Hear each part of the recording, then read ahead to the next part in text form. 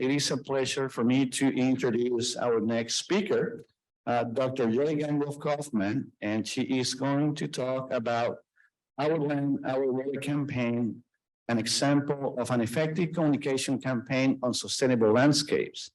Dr. Joy Gangolf Kaufman is an entomologist and a senior extension specialist. Joy heads the communication IPM team in our program, which promotes the use of IPM in schools, homes, and all aspects in communities. She leads the campaign, Our Water, which is an effort to improve sustainable landscape practices on Long Island with the intent of protecting groundwater resources.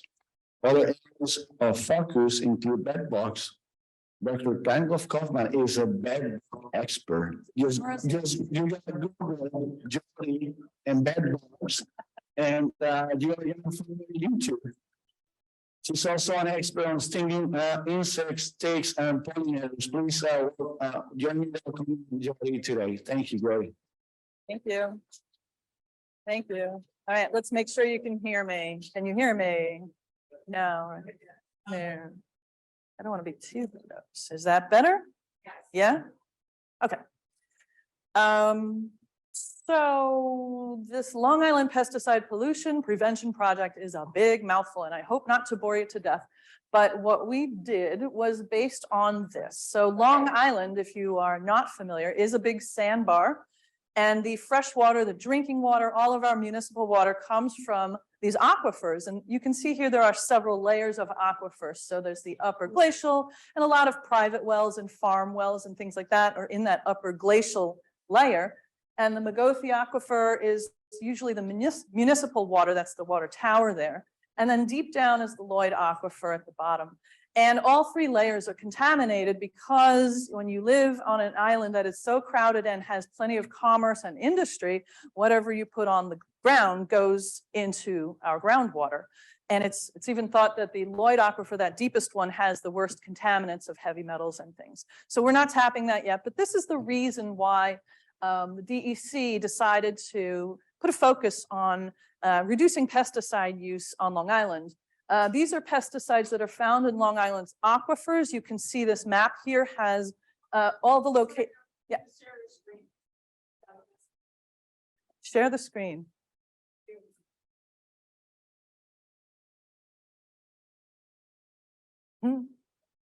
Where's Amara? Oh no, it was Anna. She knew how to do it.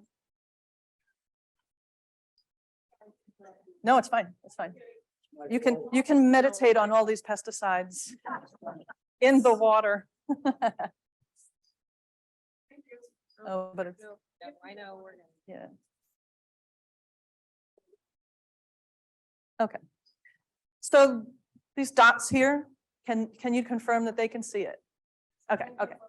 So the dots represent the wells where these water quality tests are performed, and they go all the way into New York City, into Queens right there. And so from Queens out to the East End, these water wells are showing up with plenty of pesticides. A lot of these are old pesticides from older agricultural days, and agriculture we know has come a long way. But I highlighted imidacloprid for a particular reason, and that is imidacloprid is in groundwater. It was registered as a pesticide in 1995, what am I thinking? And by 1996, it started showing up in groundwater. And the reason is because it's super leachable, especially in sandy soils like Long Island. It is stable in water. It's not stable in sunlight, but when you go underground, you are not now protected from sunlight. And it's persistent, so it is still there. And as a result, by 2004, the New York State DEC banned the use of imidacloprid in all consumer products in all 4 counties located on Long Island. You typically think of only 2 counties on Long Island, but Queens and Kings, which is Brooklyn, are both on Long Island. We say on, not in. And counties here, imidacloprid was banned. And basically for homeowners, that was the use of a product called Merit, which is used for lawn grubs, but there are others. And imidacloprid today is still found in Long Island's groundwater. So this was the basis of the DEC's Long Island Pesticide Pollution Prevention Strategy, where The overall goal of the strategy is to reduce the threat to groundwater. In effect, it also reduces the threat to surface waters, and to protect water quality from pesticide-related impacts while still permitting pest management to happen. And we know pest management needs to happen, especially in the agriculture sector, but definitely in the community or the non-ag sector, where we're talking golf courses, high-end golf courses, lawns, high-end lawns, et cetera. So the DEC was responsible. They held stakeholder input meetings, and they developed some some best management practices that protect pollinators and groundwater from certain active ingredients. And they focus, so far, they've only focused that I know of on 6 active ingredients, 4 mainly from agriculture, 2 from ag, but the 2 highlighted are found in consumer products. So as a result, they gave us some funding to create the public outreach part of this project, which we named Our Land, Our Water. And, it turns out there's a lot of outreach programs like this one. It's probably the 1000th or something in America.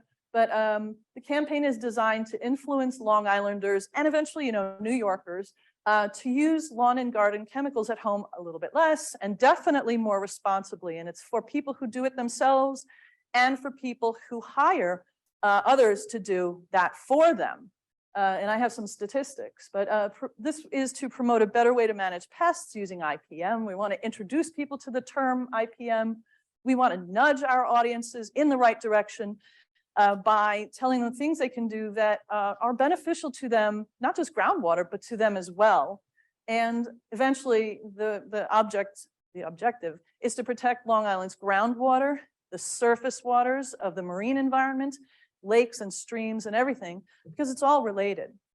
And marine and wetland environments are incredibly important to ecological services and marine, fisheries. We have really some of the previously most productive fisheries around Long Island, including shellfish and things. So all of this is to protect water. And sometimes that's what you have to do to get audiences on board, is to say, you like oysters, you like clams, let's talk about the pesticides. Right, so just like our Don't Get Tick New York, it's a little plug for Don't Get Tick New York. This campaign has been very successful. It's very visual, and so we're trying to create something similar, but without all the clever graphics here.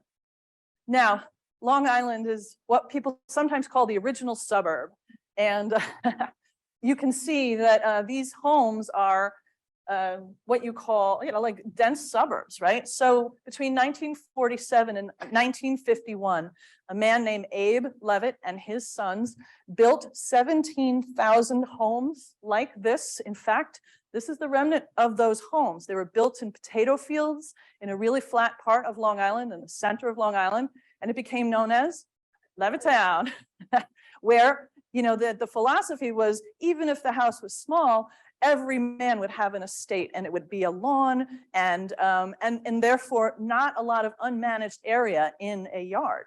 So in this example here, you can see that there's a relatively small house, but look at how little lawn there is, and yet it's maintained as lawn, and it's maintained to the very edges as lawn. So we're talking even smaller properties like this may have high maintenance. So Long Island has high, unfortunately, and maybe artificially high property values. There's high maintenance lawns and landscapes everywhere you go. I live in a very average area, and these are my neighbors.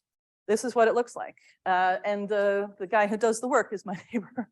So there's this trend toward perfection, and there's, you frowned upon if your lawn is messy. If you did no mow May this year in your front yard, your neighbors are hating on you and think that's where the rats are coming from. So so this is pretty standard on Long Island, and then of course in the landscape itself, there are plenty of invasive species, even though still being sold and still being chosen by landscapers to put into that landscape.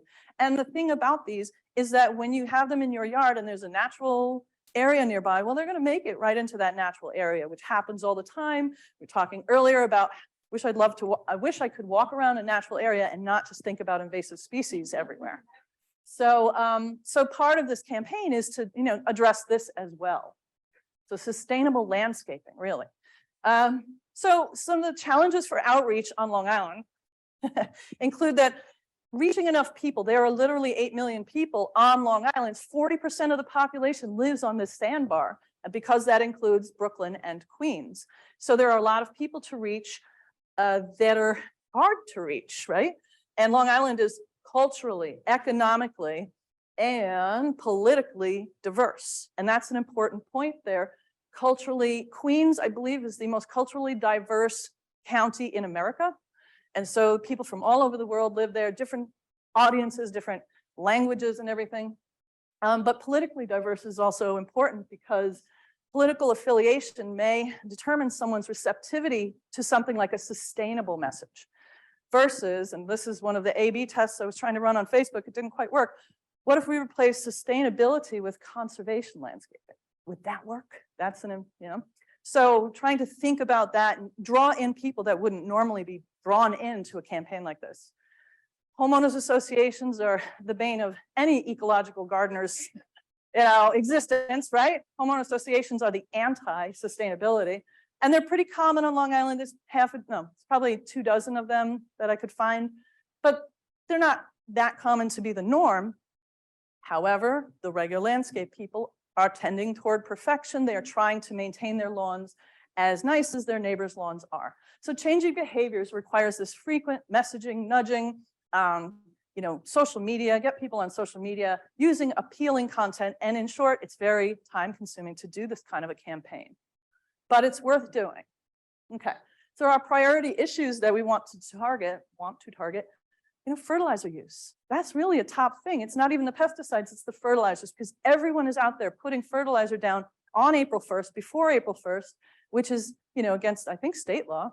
The timing, the rates, who measures it? I don't know that any homeowner really measures what they're putting out. The unlimited use of weed and feed. Weed and feeds have been marketed to us. That's the 4-step program to start as soon as you can in the spring. And people view this as the best, the top of the line kind of option for a do-it-yourselfer. There may be unnecessary use of insecticides on the lawn because people don't recognize what dog spot is versus grub damage. And they think, maybe everything's grub damage. Got to get rid of the grubs.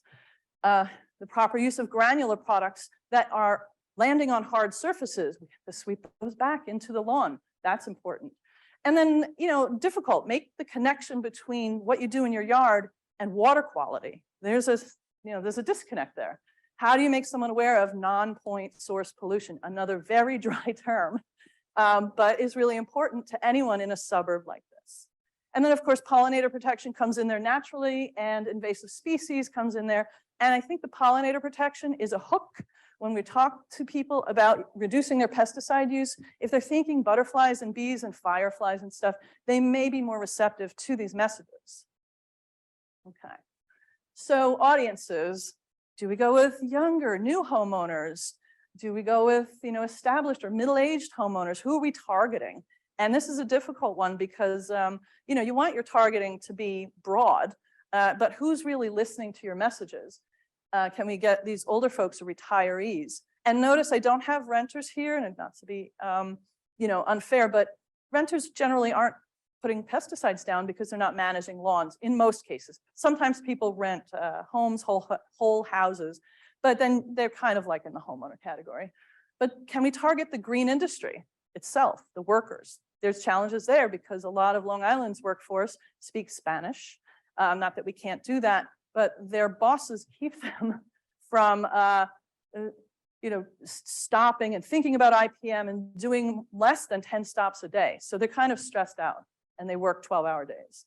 And then homeowners associations, maybe that's a place to target. So what are our perceived lawn problems? These are questions we had to answer. What do we think people are worried about? Is it weeds? Weeds are really tops probably in lawn management. And what are the barriers to trying something new? This is the way I've done it for 100 years. Yes. Okay, so fortunately, this study was released in 2020, and it's what do they know? What do they do? How many people in America are using integrated pest management? How many people know this? And I'm not going to read through all 4 of these, but notice that the numbers are about 50%. 50% had no or low IPM knowledge. It tells you 53% maybe have higher or full on IPM knowledge. Well, there's room for improvement, but that's a good statistic. That's good to know. About half ID their pest, about half had no knowledge of what it takes to support beneficial insects. And there we have great room for improvement because 49% don't know it. It's half the people we can still, communicate to. And then about half manage their yards with few chemicals. It's a little higher than half, that's good. But we still have lots of, room here to do education. And additional conclusions include, when people have increased knowledge of IPM, they are increasingly engaged in using IPM. And when the whole lack of knowledge continues to be the barrier. So here we have an opportunity to really just improve knowledge about IPM and the things we can do in IPM that are not doing something new, only doing something differently. That's a key thing. And currently, Landscape Pest Management Service is less likely to be IPM, as I mentioned before, because when you have a crew that works 12 hours and they have to make 12 stops, they don't have time to do scouting. They don't have time to do IPM. So service, landscape services are unlikely to be integrated pest management services. Now, there's another study, Long Island Sound study, which focuses on the communities that surround Long Island Sound. Long Island, it has a body of water on the North Shore in the north between itself and Connecticut. So Connecticut, Westchester, the Bronx, part of Queens, Nassau and Suffolk County are Long Island. And what this study found, it was kind of a knowledge, attitudes, and perception survey. They found that, so I'm gonna have to look at my slide. The most knowledgeable people in this watershed region would fertilize their lawns less frequently. They would use slow release fertilizers, and they would leave grass clippings on their lawn because they had some kind of a vested interest in the Long Island Sound, which is another productive fishery, right? And there's a lot of other reasons. But what we found was that younger residents under the age of 44, and this is back in 2006, I guess that would include me, who were the most knowledgeable and most concerned about the environment, were most likely to believe that their behavior could change water quality. If they changed their behavior, they were optimistic about how their impact would be on water quality. And only 30% of those over 65 felt that way. And I don't know if that's a generational thing. We have an environmental generation in the 18 to 44 versus the elderly, the older people may be retired. But those are really important, I think, inputs or outcomes of the study.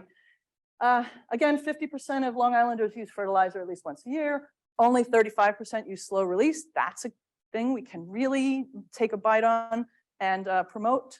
51% leave clippings, and only 24% of people on Long Island specifically, they were broken down into communities, understood the impact of nitrogen and phosphorus on water.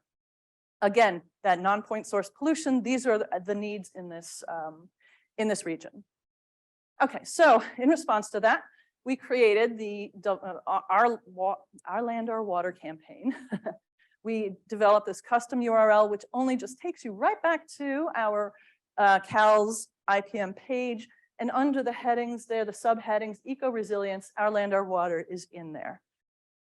Okay. The web page goals are to present information, not to create new information, present information we already have from turf team work, from the cooperative extension world, the sustainable landscapes, program work team, master gardener resources, all of this stuff. And we want to be in coordination with messaging with these other programs, so nothing's contradictory, obviously. And this website covers topics including mowing, feeding right, watering right, and I've grayed out some of the other things that when we transitioned, we migrated our website to a new platform, this one, those things are still yet to be included. But also invasive plant species will be part of this as we link out to the PRISM groups and everything. So, we want people to just have the simplest, easiest information. We're doing things, but doing less is more. And I will say that again. Again, our campaign materials draw from the best we have to offer at Cornell. This is one of the great publications. And so there are little bites of information here that can be put out into social media people like a single message in, just a single message. So what platform did we want to use? The Pew Research Center says, and that's a great place if you're interested in social media use and things. They do survey people. They know that almost half of Americans use Facebook a few times a day, and at least 70% use it at least once a day. So we said Facebook seems like a good place, especially while Twitter is falling apart and TikTok is being accused of whatever. So we'll stick with the old school here. And so our campaign materials are this logo, some branding, definitely association with New York State IPM and cooperative extension, which I think has a really great reputation. Cornell University, of course, and the DEC, which funded all of this. We want to make it fun and attractive and useful and avoid negative messaging. People don't really respond to negative messaging like don't, you know, wagging fingers. No. We want to say, how about try this instead, right?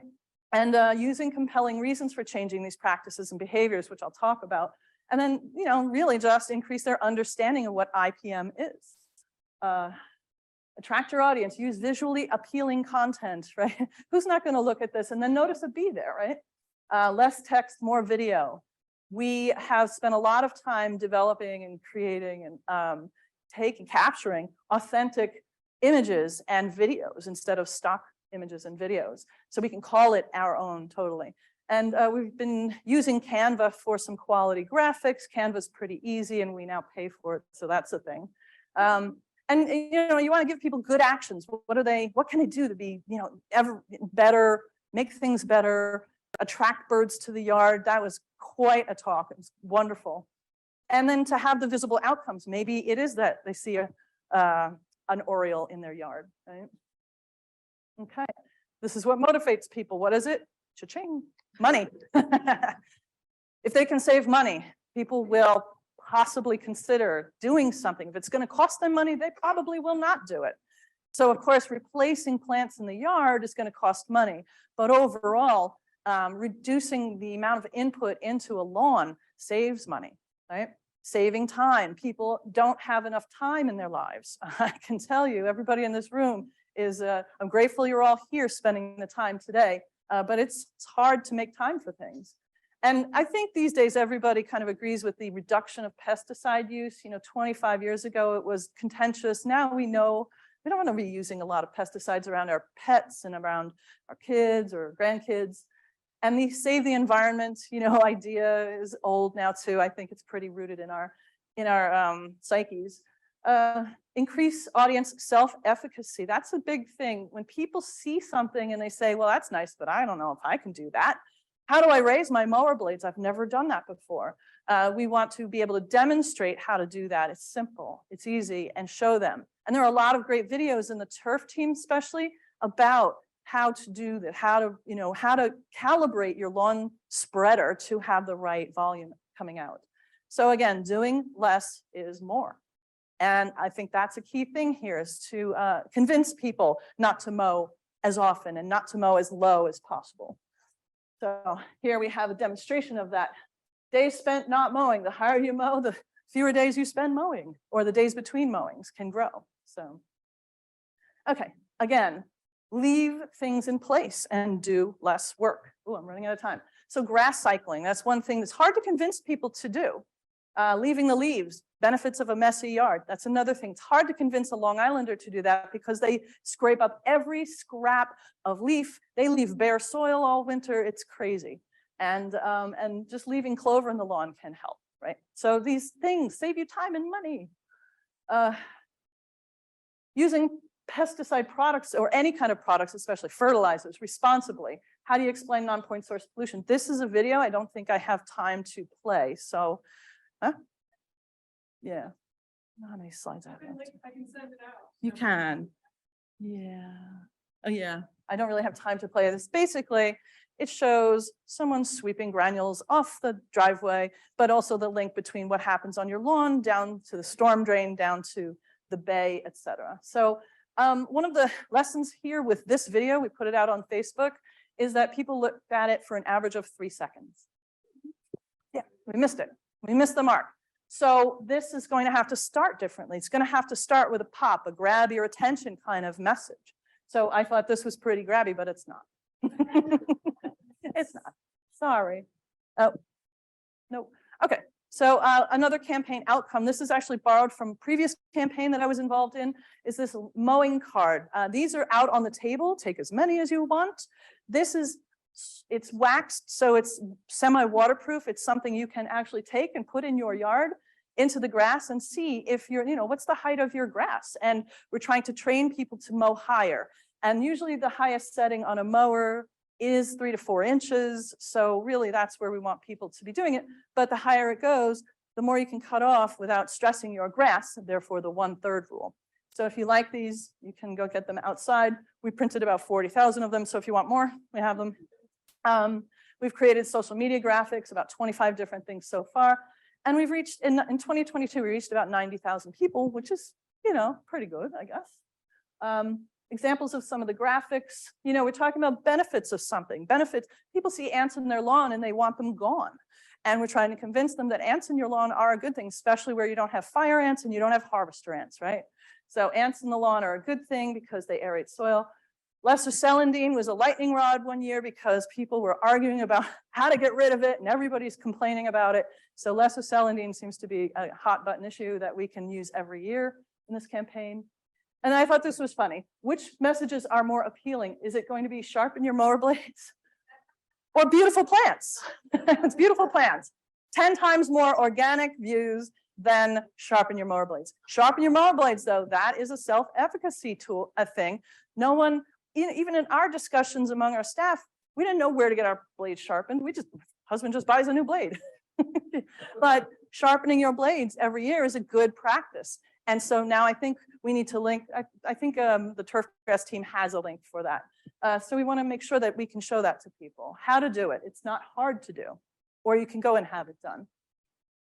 All right, see the comments, right? So that lesser celandine generated all of these comments. Pushback from the don't tell me what to do crowd. We did this paid outreach and we got some comments, but we got some nasty comments like another government overreach, stay out of my lawn and kiss my grass, New York. So now the important thing here is that these people saw the messages, maybe they got nudged and they pushed back, but they're still engaged. They're engaged in this campaign. So from this kind of activity, we thought, why don't we use these controversies? So the dandelion controversy comes up every spring. Are dandelions good for forage and wine and salads and stuff, or are dandelions bad because they're junk food for bees? They are missing 2 amino acids that are essential for our local bees. So maybe they're not so good, but our mission is not to convince people to leave all the dandelions or get rid of all the dandelions. It's don't use herbicides. We don't want you using herbicides for this kind of issue. We may switch this kind of a campaign, Rethink Weeds, to clover, but we can use the dandelion issue to engage people in thinking about what's more important, right? Have lots of tree flowers. You have an abundance of dandelions, but the tree flowers are really important for bee diet, right? And that's where they're going to go. No mow May. We're all familiar with no mow May, probably. And so there was a lot of controversy over this. This year's a lot of promotion of no mow May, but we know that if you mow only in June, forget May and do June, you're going to stress your grass out just in time for the drought. So instead, why not just raise your mower blades?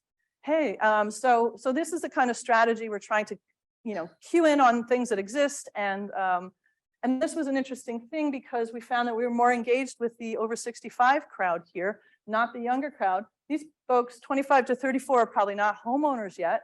35 to 44 and that group are maybe homeowners. So, this may speak to older folks because they're already established and they're probably, maybe they're mowing their own lawns and stuff. So that's an interesting thing to think about how we phrase these campaigns. Yeah. Okay. So evaluation, we haven't gotten to the evaluation part yet where we're looking at traffic from the website to back and forth, but this is next. Lessons learned. We know a lot of people are doing the right thing out there. Negative comments generate discussion. And if a person has a negative comment, they've already engaged with us. Futures. Do we go out to next door and patch? Those places tend to be festivals. I'm not sure we should do that. But we need to find new ways to evaluate, or to engage with people. Why should I care? Because this is a statewide issue. Water quality is a statewide issue. Thank you. Thank you, Jody.